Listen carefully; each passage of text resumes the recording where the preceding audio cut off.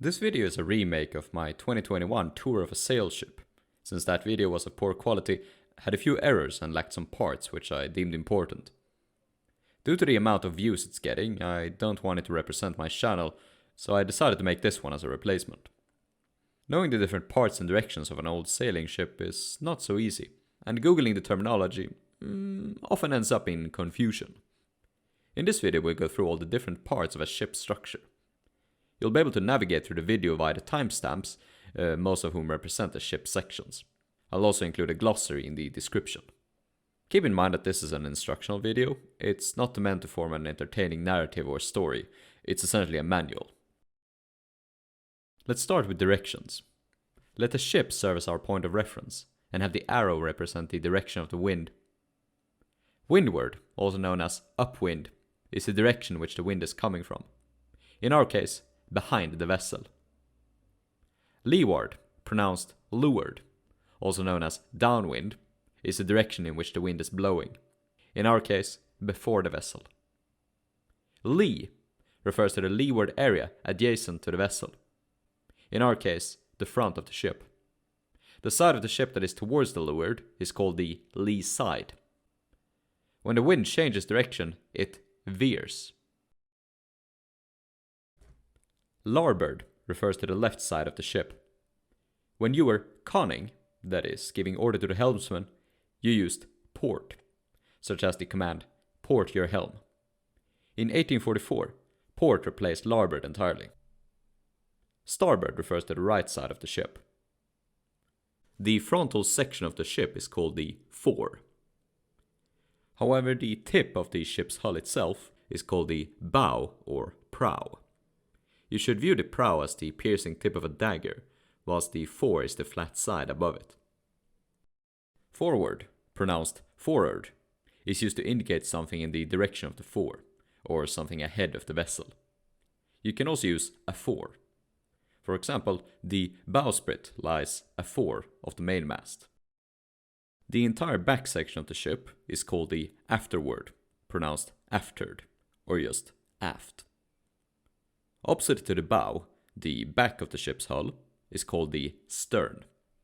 In our case, it's the flat end. Stern is sometimes used as a synonym for the aftered. So the raised superstructures in the back of the ship can both be called aftercastle and sterncastle. Something in the direction of the stern, or behind the ship, is abaft or astern. The middle of the ship is called amidships, referring to either and both its horizontal or vertical midpoint. The width of the vessel at its widest point is called the beam. I'm saying the widest point because many ships, especially merchants, had a curved shape and were thus wider amidships. Up and down is aloft and below, respectively. For example, I'm climbing aloft into the mast, or I'm headed below. Next, let's get into the different parts of the ship. When building a boat or ship, you begin with its main structural component, located at the very bottom. That is the keel. It runs across the center of the ship's bottom from bow to stern. You can see the keel as the blade of an ice skate. It is what keeps the ship in balance. For this reason, it is often recognized as the ship's most important component.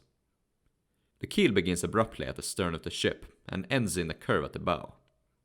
This curve, where the keel cuts the water, is called the stem or stem post.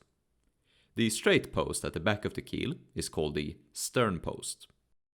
After building the keel, shipbuilders construct the rib around it. This is the ship's frame or skeleton. The rib would then be filled in with the hull. The hull can be called the shell of the ship. The longitudinal planking along the side of a hull is called a strake. As I mentioned before, the foremost part of the hull itself is called the bow or the prow. The shape of the prow determines the ship's ability to cut through the water, see it as the tip of a knife. The end or the back part of the hull is called the stern. Funny people call it the ship's buttocks. On 18th century vessels, it was typically a flat wall. I mentioned that ships had curved shapes. Neither were the sides of the hull entirely flat, but grew wider the deeper you got, and more narrow higher up. This is called the tumble home. The line where the hull meets the water's surface is called the waterline. The height of the ship between the waterline and the topmost edge of the hull is called the freeboard. The piece of hull covered by the freeboard is called the topsides. Lines is a somewhat vaguely defined term that roughly refers to the shape of a ship in reference to her sides. If the sides of a ship are more straight and narrow, it was said that she had fine lines. Finer lines made a ship cut the water more easily, making her faster. However, she could carry less cargo. Thus, combat ships typically had finer lines, whereas merchants were curved. Now we can go inside the ship itself and analyze its internal compartments. Ships are covered with wooden floors called decks. It refers to both the physical floor you're standing on and to the level you're located on or in. Smaller boats, like canoes and rowboats, did not have decks. Proper ships had either one or more of these decks, each with a unique name and purpose. The decks of a ship were accessed and moved between via square entries. Large entries were called hatches or hatchways. Small entries were called scuttles. You moved through the entries via narrow and almost vertical stairs, called ladders. Under the first deck, at the very bottom of the ship's inside, we have a compartment called the bilge. It also refers to the water that would gather here. Excess bilge water would have to be pumped out to keep the ship from sinking. Since all the ship's filth would gather down here, it smelled horrible. The added weight wasn't an entirely bad thing, since weight in the ship's bottom improves balance. Extra weight added to a ship's bottom to improve balance was called ballast. It would typically consist of stones, but pirates often used cannon barrels. Insufficient ballast would lead to ships falling to the side, which is called capsizing. Above the bilge we have the hold. This is where the ship's cargo was stored. Having the heavy cargo down here was vital for maintaining the ship's balance. Rooms and compartments inside a ship are created by internal partitions, or walls, known as bulkheads. These were made from light planking or canvas cloth. The hold had various rooms dedicated to containing certain items. These were either accessed by doors on the same deck, or from the deck above via hatches. Neither were these compartments necessarily located in the hold, but as a rule of thumb, yes. Neither did all ships necessarily have all these compartments, some were just too small. Various types of goods were often just stored together. Cabins were small, private rooms for officers and passengers. They were often taken down in combat, but some pirates took them down permanently. Powder and shot was stowed in the so-called magazine, located either centrally or in the fore of the ship. Small arms were stowed in the armory and managed by the armorer.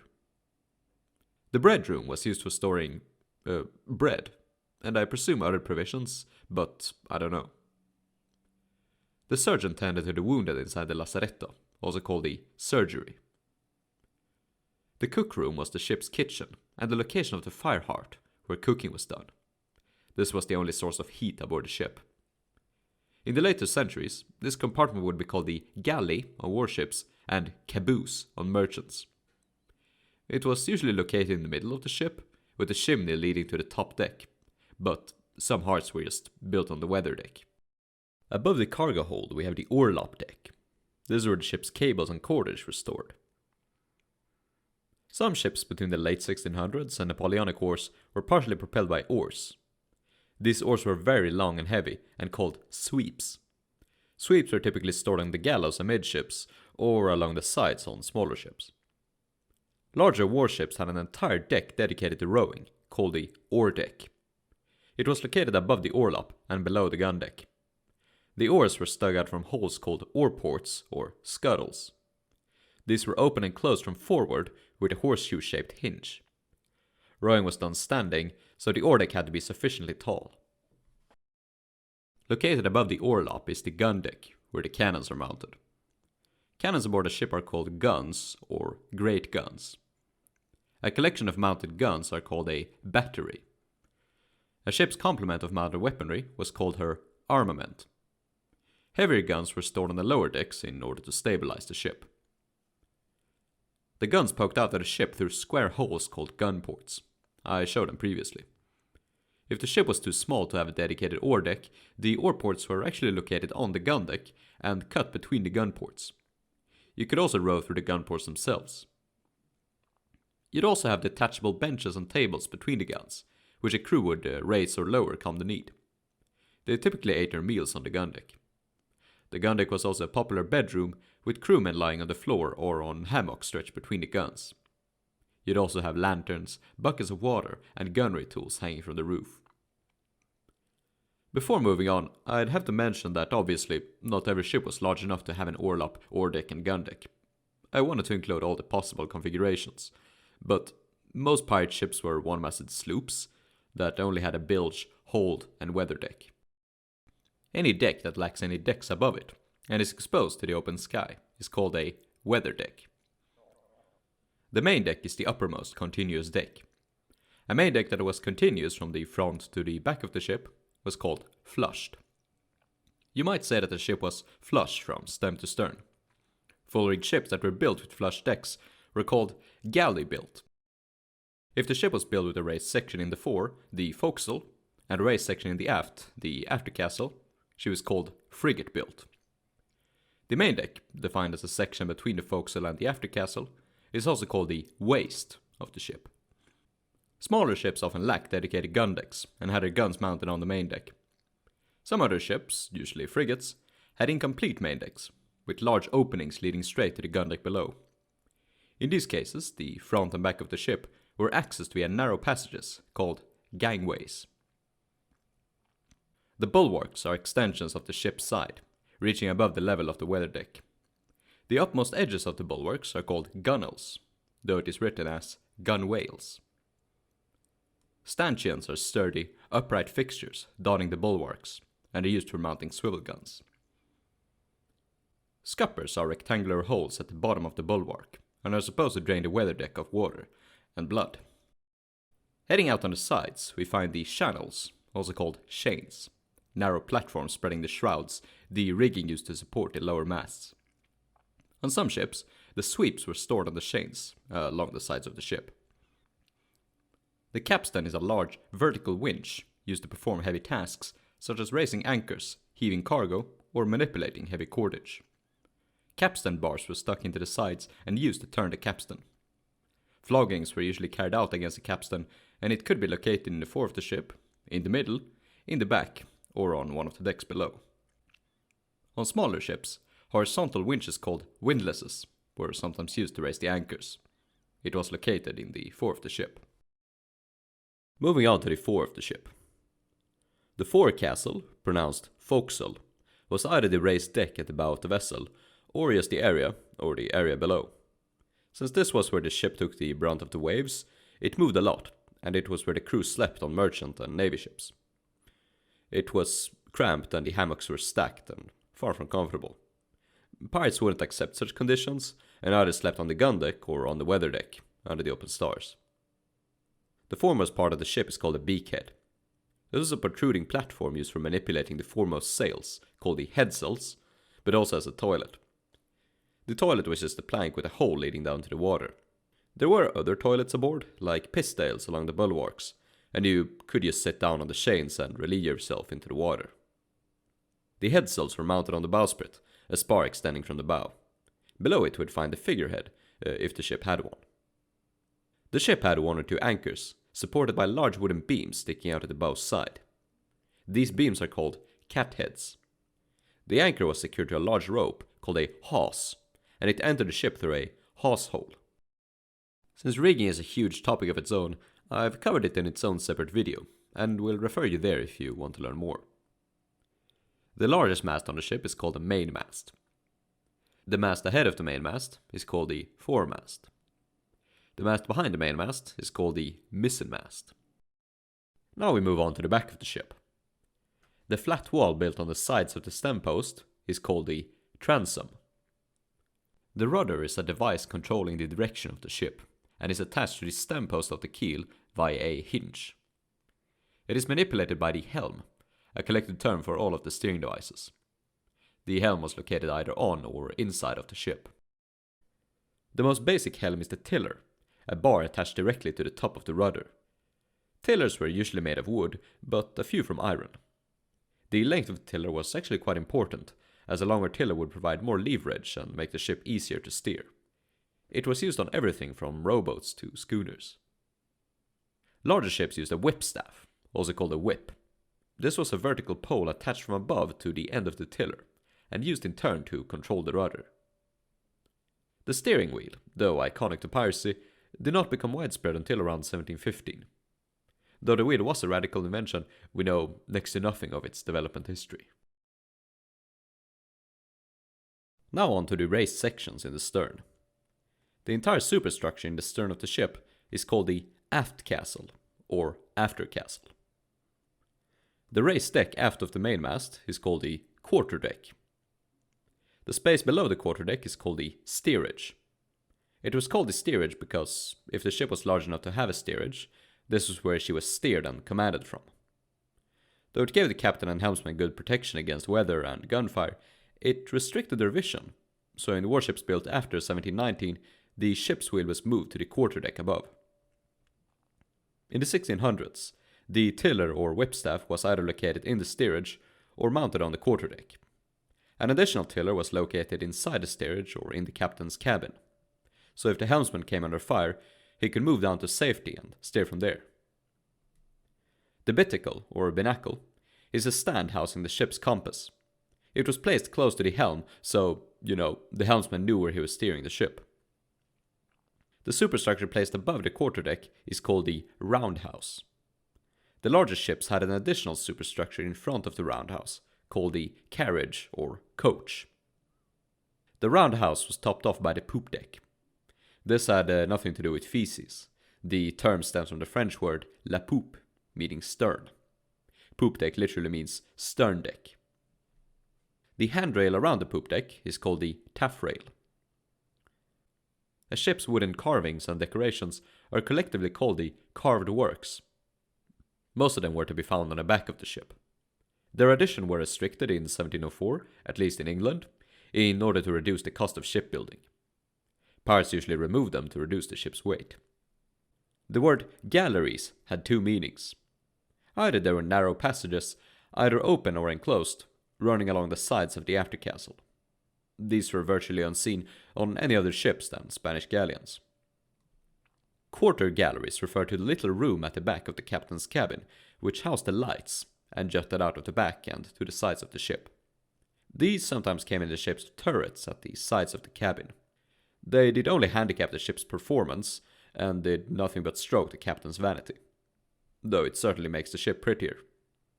Just like the carved works, pirates would have them removed to improve the performance. Lastly, we move on to the cabins in the stern of the ship. Since this part of the ship moved the least, it was the most comfortable. The officers and passengers typically shared one large cabin in the aftercastle. It was also called the berthing or berth. Usually it was divided into individual cabins by bulkheads, either made from light planking or canvas. They slept in hammocks, or special beds built into the ship itself, called cradles. These had protective sides to prevent the sleeper from being tossed into the deck. The great cabin, also called captain's quarters, was either located beneath the quarterdeck and aft of the steerage, or inside of the roundhouse. Sometimes the poop deck was just slightly elevated above the quarterdeck, then the cabin would have been aft of the steerage. The captain's cabin was enclosed, but comfy nonetheless. Some had their bulkheads painted with colors or landscapes, and had instruments and weaponry mounted for decoration. On merchant ships, the treasure chest was stored in here. Maybe it's also where pirates kept their treasure, I don't know. The windows of a ship were called lights. If the ship was too small for a berth, the officers shared the great cabin with their captain. The cabins were either accessed through a door on the deck, or from above via the companionway. This was a raised and windowed scuttle, with a ladder leading down below. Let's do a quick rundown of the different parts of the ship. The main structural component is the keel. The hull is the shell of the ship. The bilge is the lowest compartment, housing bilge water and ballast stones above it. The hold houses the ship's cargo. The Orlop deck, above, houses cordage. Some ships had an oar deck, where the ship was rowed from. Ships had one or more gun decks for cannons. The main deck or waist is the deck between the forecastle and aftercastle. The foremost mast is called the foremast, the biggest mast the mainmast, and the mast behind the main the mizzenmast. The horizontal spar in the fore is called the bowsprit. For specific details on the different parts, I'll direct you to the different chapters of the video, whose timestamps I'll present on the screen, so you can navigate there yourself. The part on the directions is so short that there's no use summarizing it. If you want to learn more about rigging, check out my video on that topic. Huge thanks to my generous supporters over on Patreon. Cole Freer, Max Twick, Mikael Jans, 1660, Red Hate, Wagineer, Dreadbeard, Gus Rowe, Rachel Lockar, Dyer, Ted Levin, Flintlock, George Skull, and Part of Jesus. Don't forget to give the video a like and a comment, and share it with a friend. Cheers.